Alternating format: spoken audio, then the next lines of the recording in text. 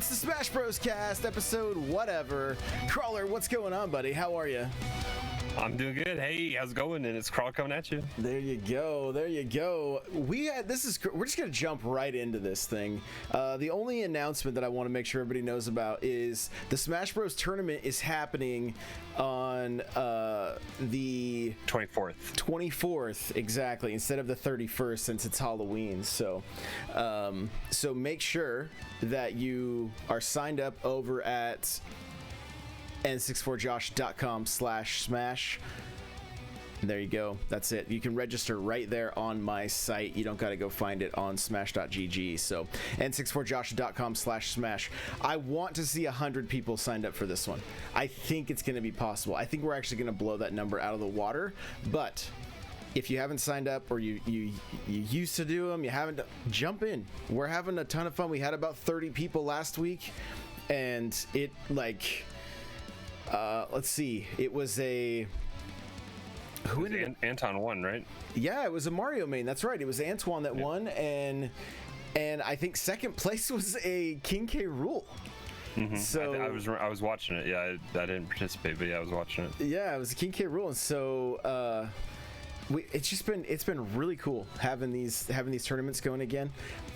Give you an idea, I've been practicing so much. I have blisters from working on some stuff. Dashing back and forth. Yeah, and like after watching the way Antoine would move with Mario, I was like, I want to get my movement down. So I've just been living in the lab, and so we can talk about this real quick, and then we'll jump into Steve, because there's a lot to unpack with Steve. But you played a little bit this last week. We did a little bit. How was that for you? It's always fun just to jump back in. It's always exciting here in 10 days now. We'll get a patch update with balance changes, and that's always exciting to see what happens. But I've been feeling good with Corin lately. I'm happy with kind of where she's at. So I don't think there'll be a whole lot of changes coming that way. But we've had a good back and forth. Like, it's usually, like always, kind of split down the middle. Either one of us will start off hot and we'll have a streak, and then it'll get evened out a little bit, and it's always the one more. But right. We were playing a little bit of round robin the other day with you, me, and Antoine, and that was good. Those were some really close matches, and it was good to fight a different Mario and see how somebody else uses the character. And it's good to adapt, and I fall into just some kind of like just patterns? continuous patterns that I need to work on breaking. Yeah, it was really interesting watching, because I was like, because I think he got like a couple spikes on you, and I was like, he did, and it was like, from how often we've played, I was like, I can't believe, like, I was shocked that he hit some of them, They came out quick. They came out quicker than I was anticipating. I got it. Yeah, and that makes sense. He threw some in some interesting spots. It wasn't just the your typical, like, fall towards the stage and then jump. And it was like it was like millimeters of clearance on the angle, because he was like over the stage. Right. And it was able to clear just the perfect, like, so close to the edge that I couldn't do anything about it. Yeah, I was actually playing today a little bit with somebody who also plays as Mario, and I had a few of those dunks. It was the same way. It was just like, even the way the explosion came up from the bottom was like, a lot of it was in the stage, so it was like the angle was pretty close. So but yeah, I've just been in the lab working on movement, getting the main. I've been working on a number of things, because I essentially wanted to come up with a practice regimen that I was like, okay, this is just going to be how I can improve movement and work on muscle memory. And so one of the things that he did to you, that I think it was the last stock that he took from you. It was dirty. When he ran up, turned around, and threw the up smash, right? Yeah. And so that's what I've been getting a blister from, is practicing that very move, because it's just so effective. And a lot of Mario's moves come out so quickly, but it again, I'm blown away by the precision of this game and the movements, but you can't be sloppy. No, it punishes you when you're sloppy. Yeah, you really, you know, and in some cases you can even throw. I surprise myself every now and again by throwing moves a little too quickly, right? Mario can throw 2 back airs off of 1 short hop, and I was when you were throwing double cape sometimes accidentally. Yep. Miss inputs and stuff. So yeah, for sure. So because you can buffer stuff too easily in this game sometimes. Exactly. And so a few of the things that I've been working on, like I said, is that running up, turning around, throwing that up smash. And I've been trying to, at first I was just using it by dashing, but I've also been trying to incorporate it with foxtrotting as well, which can be a little more difficult because if you foxtrot the opposite direction, he'll take a step too far away from the opponent, and then there's no way you're going to connect with that up smash. So, but you also have those frames of him sliding and then turning back around, and I'm like, I don't feel like that's very effective either. So it's almost like I want to practice a little bit more, and I feel like it's a foxtrot to almost a stop, and then a quick turn, and then up smash. And I think is the way it goes down. But again, it's one of those things that doing it in the lab all the time and getting the muscle memory, even jumping into battle and trying to incorporate it today, it was a little bit tough. And there's the extra sense of just kind of nerves when you're trying to pull some of these moves off, and you're doing the inputs correctly, but I was throwing the up tilt instead of it's hitting just that precision that you gotta have. Yeah, exactly.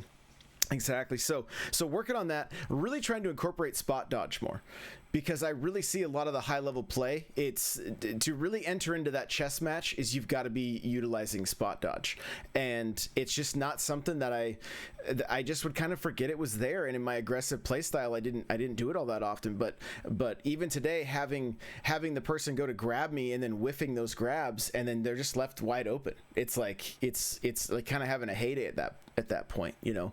And that's the kind of stuff I need to be doing with Mario, because if you're that close to somebody and they whiff a grab, like it's time. That's free points. Exactly. And you know, part of the game with Mario is just getting in close, and then after you're in, you've got to rack up those points. So working on that, just working on the bears, right? Just the reverse. What is it? There's some of the term kind of escapes me, but I think it's just reverse back air, reverse bear. Yeah, I need to work on that with Corrin, because that's a powerful move. And here's one of the things that I found. You know, I've been watching some Iza Smash talk about Mario and stuff like that, and since I jump with trigger, I spent a lot of time, and I did incorporate a lot into my play today, is like a falling nair or a forward nair, or even going backwards with the nair. And that short hop can be initiated just by moving in the direction and then hitting jump and nair at the same time, and then continuing over in that direction with the controller or with the stick. And so you do a drifting back air or something like that. Yeah, and with the nair, just it's pretty effective for, you know, it seems like it'd be decent for poking on shields, but a lot of times it seems like that nair takes priority over you could break up combos oftentimes with that nair. And so I drift nair quite a bit with Corrin as well. Oh yeah, it takes a lot of my air approaches just right out of they're just gone at that point, you know. Mm-hmm. So yeah, and with Mario, there's the next thing that I'm going to start working on, and we'll talk about it on the next show, is jab locks. I really want to understand. I have an understanding of them, but I want to start incorporating them into my play a little bit more. And they're not something that's there. So it's been a super fun week. Like the last 2 days in particular, I'm gonna just jump in and just lab this stuff. Like I went live on TikTok and just hung out with people on there, and just did. Sometimes I wasn't even looking at the screen, just doing the motions, just getting the muscle memory down for you know, for doing the double back airs or running and reversing and throwing that up smash. And it, you know, like I said, getting that blister, but I'm seeing and just fast falling with most of every time I jump. Also making sure that I'm short hopping more, right? Just all those things that it's like, once you see Mario move the way he can, it's like, okay, there's they say he's a like a real well-rounded character, good for beginners to pick up, things like that. But when you utilize all of his strengths, it's like, I don't know. I've watched a number of YouTube videos that are like, Mario should be nerfed because you can just do some dirt. And I think that's true with any character in any skilled player's hand, right? Yeah, so, if you see, like, MKLeo could come pick up any character and he'd still... Right, exactly. I mean, take care of business with anybody. But, I mean, that's... If you get well enough... If you get, like, practice enough with the movement in this game and you understand your characters and how you can approach different situations, you can take advantage of a lot of different things. And there's also matchups too that you can take advantage of. Oh, exactly. Those bigger characters are just combo food for a character like Mario. So, but yeah, so I'm just, I don't know, I'm really stoked and really having a good time, and just I kind of feel like I have just a second wind right now, and it's great having Smash be so exciting with the announcement of Steve. We finally get a new character. Interesting enough that Nintendo waited until 2 days before Minecraft Live and then gave us all the details about Steve during Minecraft Live, kind of just playing their part in building hype for the whole Minecraft day, because Minecraft announced a bunch of things for that game. And Steve was kind of like Steve and Smash was kind of like the opener for that. Now, interestingly enough, when I recorded my initial reactions video to Steve being announced, you were in Twitch chat and you just typed, "I hate this." So go ahead and talk about that, and then tell us what changed. I mean, so we've talked about rumored characters for a while. I mean, you could probably go back to some of the older episodes, and we've talked about Steve probably multiple times. I see it. I mean, Steve is a boring character in a sandbox game that you get to create what you want. The character is not exciting.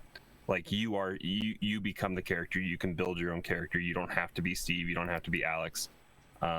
He's a default skin. Is all he is. He's a default skin.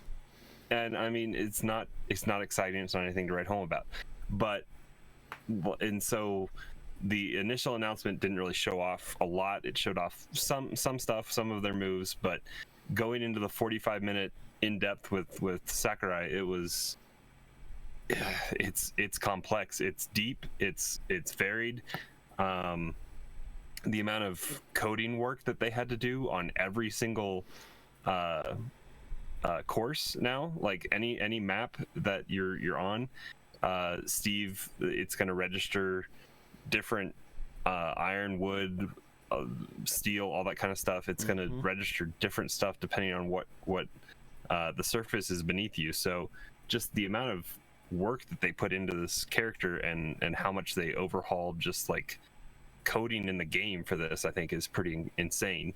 And then just the complexity of how you're gonna resource manage with your inventory and wood and stone and steel and diamond and gold and all that kind of stuff. It's pretty crazy what you're able to do, and everything's gonna break eventually, and your down air consumes one of your things. So who knows what happened. I don't know if they showed what happens if you try to drop an anvil and you don't have steel.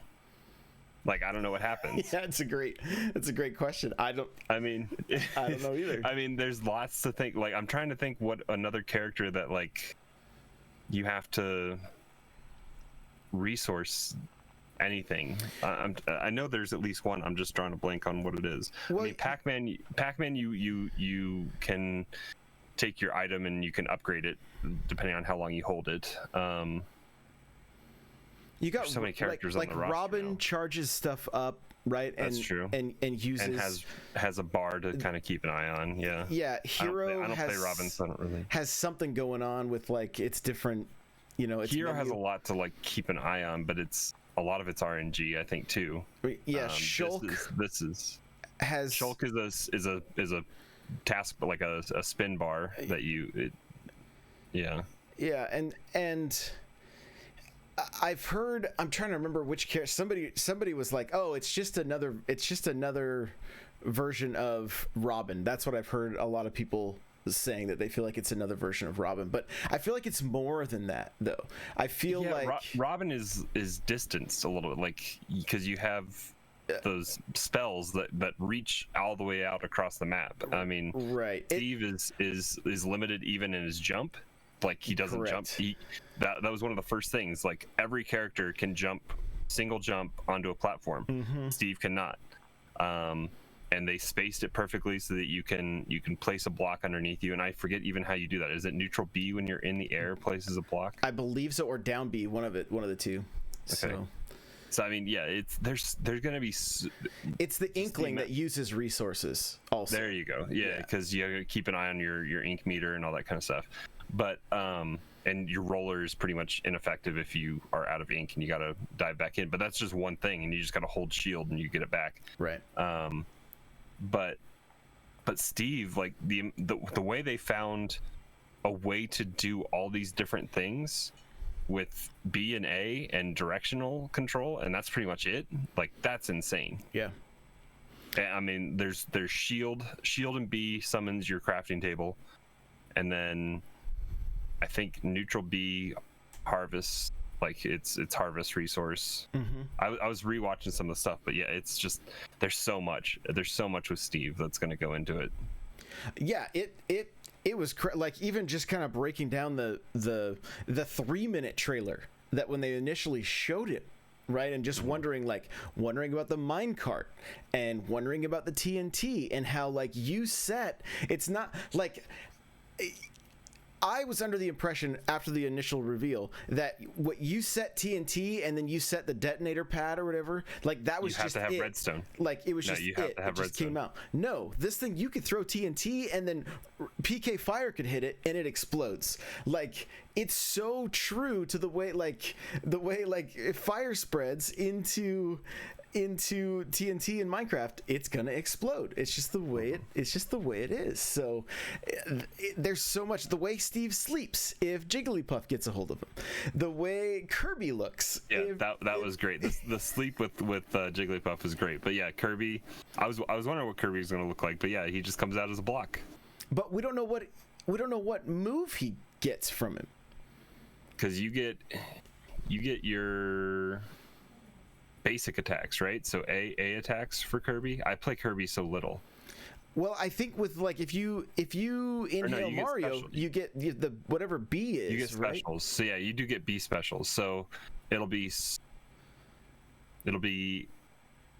was side special like the cart? Maybe you throw Kirby in the cart and he could drive around. I don't. Yeah, but maybe he can fly. Maybe he gets the wings, you know? Maybe he gets the heart. Oh, no, he still gets to fly like Kirby. Yeah, that's true. He can already float, so... But maybe he gets to harvest stuff at that point, too. Maybe he pulls out a pickaxe. And maybe that's just it. Maybe he just... They showed him do his A attack, I believe, in the trailer. And then that was it. We was like, well, okay, what does he do, though? What does he... They kind of just left us hanging on that, so... But, yeah... The way the ledge guarding with this character, yeah. Well, first off, yeah, you can. There's multiple edge guards with Steve, because you can magma up smash, which is just a magma block, and it'll catch people and they'll take burn damage a little bit, and then you can combo out of that. If they're coming up, you can lava throw, which is down smash, and it throws lava on both sides, which I'm sure is going to have a hit reach there. But you can also craft off the side of the course, and you can just block, like one of the examples was Pikachu's quick dash recovery. Steve just built like 3 blocks up, and Pikachu just smashed into the side of it and fell to his death. Like, that was it. And then you can build like 2 out, and they just it blocks the ledge grab. It's pretty insane. It's yeah, and the well, like you were talking about the magma, but even the little fire, the flint and steel that he uses, and the way it'll fall. It falls. It'll fall. that's side smash, I think, or side tilt. I think it's a tilt attack. That's it's this character is going to be like, I can't wait to dig in with this character. There's going to be people playing this character in the next tournament. In our next tournament, I guarantee somebody's gonna try to pull Steve out. And so mobility was an issue when they first started talking, but then the fact that Steve doesn't have to build on a solid, he can build out of midair, which is anti-Minecraft, but that allows for better recovery. And then his fly, if you get the glider right, you can fly all the way across the stage. So he's got mobility, but it's limited into certain facets, and you have to really understand your resources and where you are, and you have to angle the firework correctly. So if you pull out the firework on the up B glide, you got to make sure you're turning and facing the right direction, otherwise you're screwed and you'll just fly off the map. Yeah, Meta Knight that thing, right? Oh man, I'm really not only am I excited for Steve and what this means for Smash, and just the amount of detail, right? And it's not that Smash is ever lacking in any kind of detail, even I was playing Mario 64 doing the jab combo, and I was like, of course that's Mario's jab combo in Smash. There's so many details in this game, but this character feels like above and beyond what should be a character that is a throwaway character, because he's literally a default skin in a sandbox game, like we said. Now has one of the most unique and interesting movesets of any character in the game. I am curious, there's a group of people that are thinking this is the next Bayonetta. This character is going to be broken and too OP. But at the same time, this is the same man that saw what happened with Bayonetta, and I don't think he would allow it to happen again. I think the balance and tweaks that have happened with this character, and I do think that there's a possibility that we'll see him overpowered at first, and they will then nerf him immediately if they have to. And it's a two-way street, because they recognize shortcomings of other characters and increase their abilities to combat certain things as well. And the balancing has been much better in this game than it ever was in Wii U. Absolutely. And they've been more forthcoming with patch notes as well. The fact that they're hard to find, you have to know where to go dig for them on Nintendo's website. Right. But they are there, and they're pretty detailed. They're very detailed compared to Nintendo standards, but it gives you a pretty good idea just glancing at patch notes on what you can expect from your character. Yeah, and I do love the fact that it's more about buffing characters than nerfing characters, right? I mean, when Mario Tennis rolled around, and was it Bowser Jr. was just way OP? Yeah, okay, of course, everybody's playing that character. There's a reason for it. He automatically became the meta. But in this game, they just kind of keep adding to, giving people a little more, take a few seconds off of this, or make this recovery a little quicker, or whatever the case is. They definitely have fine-tuned it. And Sakurai also mentioned that they worked harder. They're still working on the netcode and trying to improve Wi-Fi, which is huge for this game, especially now, because at this point there's not really locals. None near me anyway, and so and I know that's the way for most of the world. So it's nice to hear that they are working on it. It's so funny. I've seen different comments come through, especially on my TikTok. And now, granted, that's going to be a little bit of a younger audience, but they're like, "Oh, it's not Waluigi, so they don't care about the Smash community." And I'm like, I don't know.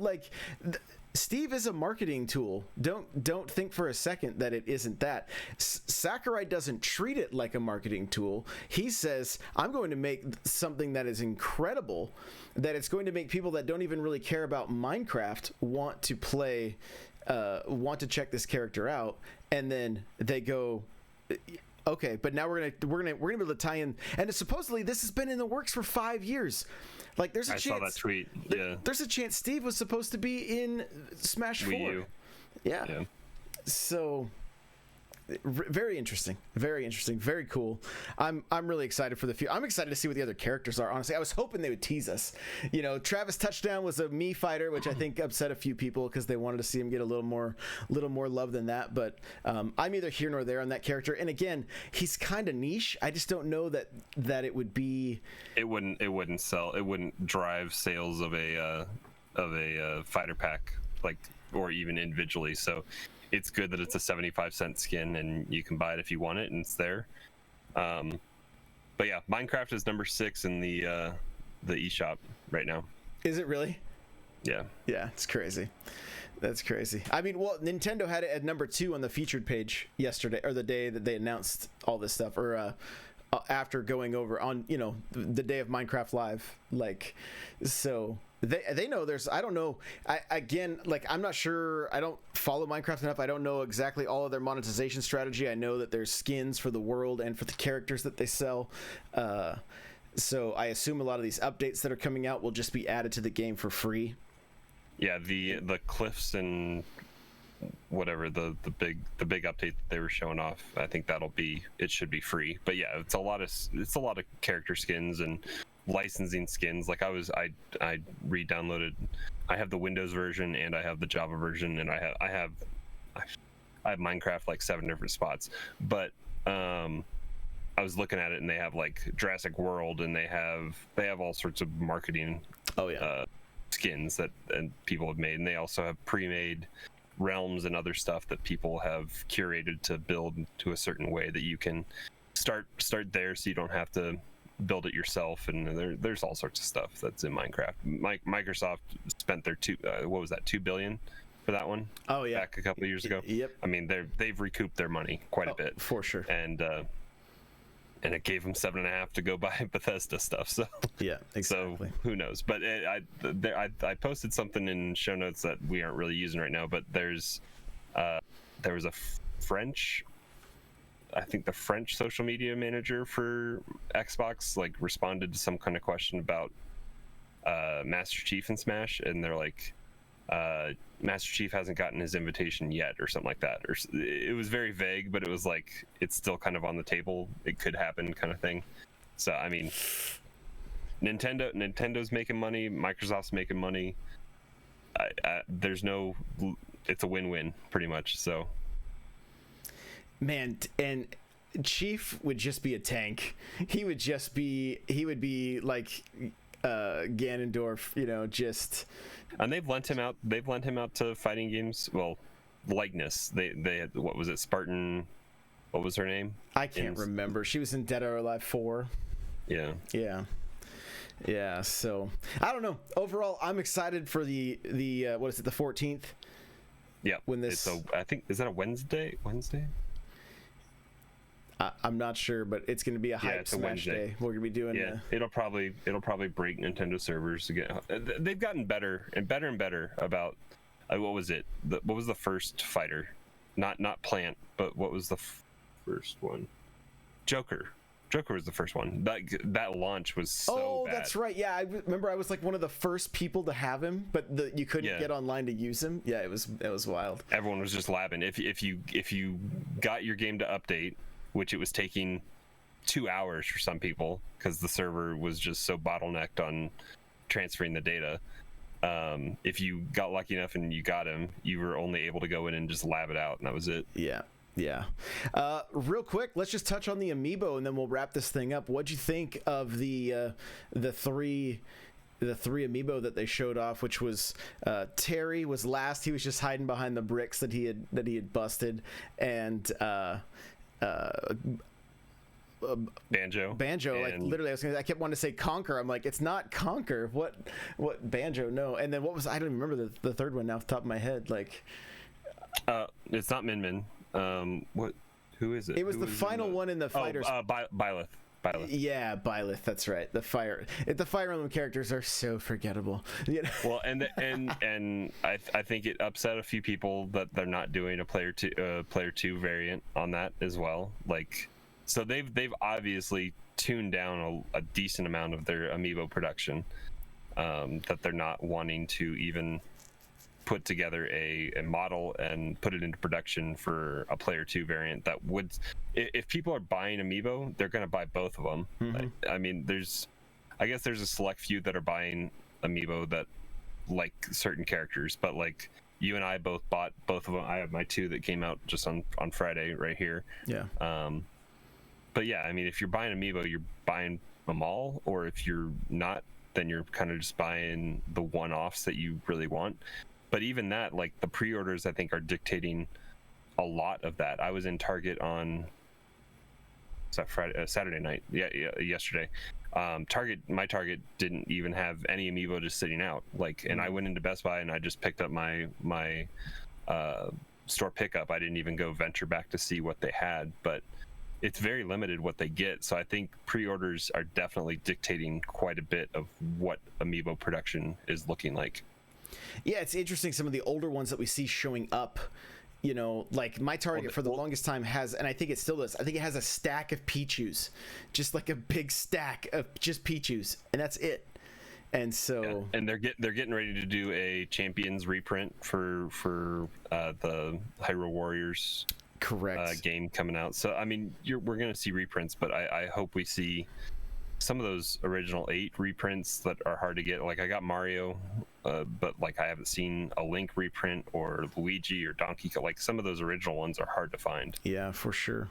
Link did show up at my GameStop after I think it was after they did the re-release. But I mean, even that, like there's Monster Hunter Amiibos coming out. Those are exclusive to GameStop. Like that's where you have to get them. That kind of stuff is the most frustrating when it comes to these things because it just drives the price of them up. They moved away from that with Smash, because Best Buy got certain ones, Target got certain ones, Amazon got certain ones, Toys R Us got certain ones. Yeah. And now Toys R Us isn't a thing, but like, yeah, there was that kind of exclusivity was bad, I think. Yeah, it was no good for the consumer, that's for sure. So, well, we can speculate more about what characters we think are coming based on the games that Nintendo has recently released in the next episode. That'll be kind of fun. We'll love to hear from you guys. If you want to connect with us, please do. I'm going to hit the outro button. I can't remember how long the music is, but tell us where we can find you, Crawler. You guys can find me hanging out in Discord. That's the best spot, n64josh.com/discord. Been playing lots of different games. Picked up Squadrons, been enjoying that. Been playing Fall Guys and Among Us and Smash and all sorts of stuff. So come hang out. Occasionally, Josh and I, we co-streamed Among Us last weekend. So Nightcrawler724, Nightcrawlers without the E. That's where you can find me on Twitch. And yeah, we're enjoying our Among Us time and also Smash. So come hang out. We need to do co-stream a Smash night where we just both set up arenas and have people jump in. It'd be a good time. I think there's going to be a lot of hype the next coming weeks for Steve, so it might be a good time to do it. Guys, you can connect with me everywhere at N64Josh. The majority of my time right now is going into TikTok if you want to follow me over there. I'm actually going to be working a lot on Smash tips over on TikTok this next week, so if you want to check some of those out, please connect with me there. And again, everywhere else it's N64Josh. I'm so excited to be talking Smash again. This is really cool. We waited so long to find out who the second character was going to be in this next fighter pack, and here it is. So we appreciate you guys so much for listening, and yeah, if you're listening to this on YouTube, leave us a comment. Let us know what you think about Steve. We want to hear from you. Again, jump into the Discord, chat with us there, and we'll see you guys in the next episode. Bye now.